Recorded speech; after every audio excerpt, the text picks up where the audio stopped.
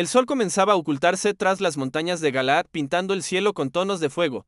En medio de ese resplandor, un hombre caminaba con paso firme, apoyado en su manto gastado y su bastón de profeta. Su nombre era Elías, el hombre que habló cara a cara con el fuego del cielo, el profeta que desafió reyes y falsos dioses, el siervo que nunca conoció la muerte. Pero esta no era una tarde cualquiera. Elías sabía que su tiempo en la tierra estaba llegando a su fin, aunque su final no sería como el de los demás hombres. A su lado iba Eliseo, su fiel discípulo, el joven que había dejado todo para seguirlo. Caminaban juntos desde Gilgal, y mientras avanzaban, Elías le decía con calma: «Quédate aquí, Eliseo, porque el Señor me envía a Betel». Pero Eliseo, decidido, respondió: «Vive el Señor, y vive tu alma, que no te dejaré». Y así siguieron el camino, dos siervos, uno preparado para partir, el otro dispuesto a continuar la obra. En Betel, los hijos de los profetas se acercaron a Eliseo y le preguntaron en voz baja: «¿Sabes que hoy el Señor quitará a tu maestro de sobre ti?». Eliseo asintió, pero contestó con firmeza: «Sí, lo sé, callad». Su corazón ardía de dolor y reverencia, porque sabía que presenciaba algo grande, algo divino. Elías volvió a hablar: «Quédate aquí, porque el Señor me envía a Jericó». Pero Eliseo, una vez más, no quiso separarse de él. Caminaban juntos, y cada paso parecía resonar con el eco del destino. En Jericó, otros profetas repitieron la advertencia, y Eliseo, con la mirada fija en su maestro, respondió igual: «Sí, lo sé, callad». Finalmente, Elías le dijo: «Quédate aquí, porque el Señor me envía al Jordán». Eliseo replicó: «Vive el Señor, y vive tu alma, que no te dejaré». Juntos descendieron al río, sin saber que estaban a punto de presenciar el poder de Dios una vez más. Cuando llegaron a las orillas del Jordán, 50 hombres de los hijos de los profetas los observaron desde lejos. Elías tomó su manto, lo dobló con cuidado y golpeó las aguas del río. De inmediato, el Jordán se abrió en dos, dejando un sendero seco en medio del cauce. Ambos cruzaron, mientras el viento soplaba con fuerza, como si la creación misma reconociera el paso del profeta. Al otro lado del río, el silencio los envolvió. Elías miró a Eliseo y le dijo con voz serena: «Pide lo que quieras que haga por ti, antes que sea quitado de ti». Eliseo, con los ojos humedecidos, respondió sin dudar: «Te ruego que una doble porción de tu espíritu sea sobre mí». Elías lo observó en silencio. Sabía que esa petición no era menor. Entonces dijo: «Cosa difícil has pedido, pero sí, me ves cuando se ha quitado de ti, te será concedido. Si no, no». Caminaron juntos unos pasos más, hablando de los misterios de Dios, hasta que el cielo comenzó a rugir. De pronto, un torbellino se formó en el horizonte. El viento levantó polvo y hojas, y el aire se volvió ardiente. Eliseo levantó la mirada y vio lo imposible: un carro de fuego con caballos de fuego descendiendo del cielo, entre relámpagos y llamas.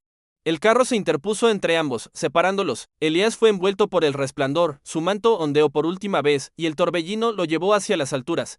Eliseo gritó con fuerza: «Padre mío, carro de Israel y su gente de a caballo». Pero ya no había respuesta. Elías ascendía, arrebatado por el poder de Dios, sin probar la muerte, sin tumba, sin despedida terrenal. Eliseo rasgó sus vestiduras en señal de dolor, y cayó de rodillas, mientras el viento se aquietaba lentamente, como si el cielo acabara de cerrar una puerta. Eliseo permaneció de rodillas, con el rostro inclinado hacia la tierra, sintiendo el peso del silencio. El fuego ya no brillaba, el torbellino se había desvanecido, y solo quedaba el eco de lo sobrenatural. Frente a él, el manto de Elías yacía en el suelo, el mismo con el que había golpeado el Jordán, el símbolo del poder y la presencia de Dios. Con manos temblorosas, Eliseo lo recogió. Aquel manto era más que una prenda, era la herencia del espíritu profético, el legado de un hombre que no conoció la muerte. El joven profeta respiró hondo y caminó de regreso hacia el río.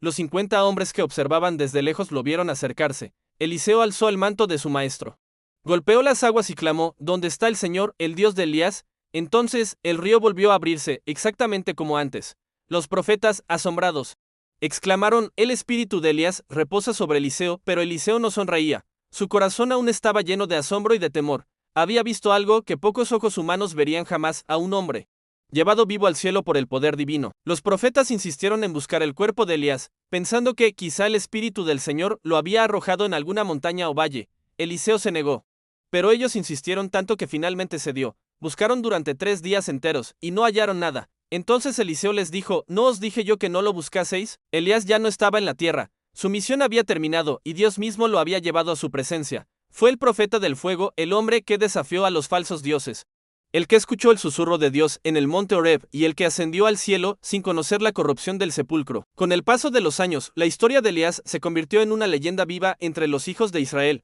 Su nombre era pronunciado con respeto, con temor, con una mezcla de asombro y esperanza. Era el profeta que no murió, el testigo del poder eterno, el amigo de Dios. Su vida no solo fue un acto de fe, sino una demostración de que el cielo gobierna sobre la tierra. Elías había sido un hombre de fuego. Su celo por el Señor lo llevó a enfrentarse solo contra 450 profetas de Baal en el monte Carmelo. Fue el mismo que oró. Y el fuego descendió del cielo, consumiendo el sacrificio, las piedras y el agua, el mismo que huyó al desierto, agotado y temeroso, hasta que escuchó a Dios en un susurro suave. Su historia estaba marcada por la obediencia, la valentía y la intimidad con el Creador. Por eso, su final no podía ser común. Dios decidió que Elías no conocería la muerte, que sería arrebatado como señal de su poder y como testimonio para las generaciones futuras, en su ascenso. El profeta no solo dejó un manto, sino también una promesa, que el Espíritu del Señor sigue obrando, levantando hombres y mujeres dispuestos a escuchar su voz. Siglos después, su figura volvió a ser mencionada. El profeta Malaquías anunció que Elías regresaría antes del gran día del Señor, para preparar el corazón del pueblo, y en tiempos de Jesús. Muchos se preguntaban si Juan el Bautista era ese Elías prometido. Así de profunda fue su huella, un hombre que vivió tan cerca de Dios que su partida rompió los límites de la naturaleza. Elías no.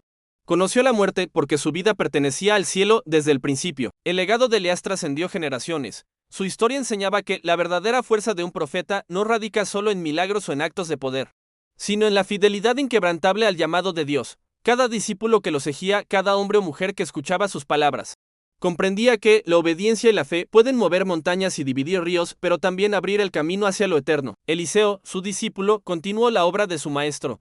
Con el manto en sus manos, realizó señales extraordinarias. El río Jordán se abrió ante él, los ciegos recobraron la vista, los enfermos fueron sanados. Todo lo que Elías había dejado como testimonio se convirtió en acción viva, recordando al pueblo que el Espíritu de Dios no descansa, que no se limita a una sola persona, sino que fluye donde hay corazón dispuesto. Cada vez que alguien relataba la historia de Elías, no era solo un relato del pasado, era un recordatorio de que Dios obra de manera inesperada, que los límites humanos no determinan los alcances del Espíritu, que un hombre podía ser arrebatado al cielo. Sí, pero lo más importante, podía dejar enseñanzas, fe y esperanza que nunca morirían. Incluso hoy, cuando se menciona su nombre, se siente un estremecimiento. Elías es más que un profeta, es símbolo de que la vida de los hombres puede ser transformada por la cercanía con Dios. Su historia es un faro para los que buscan justicia, valor y devoción. Cada rincón de Israel recuerda que la muerte no es el final para quien camina de la mano del Creador, que hay destinos que trascienden la tierra y que la fe puede conducir a lo imposible. Así, el profeta que no conoció la muerte permanece en el corazón de todos, un ejemplo eterno de obediencia, valentía y comunión con el cielo.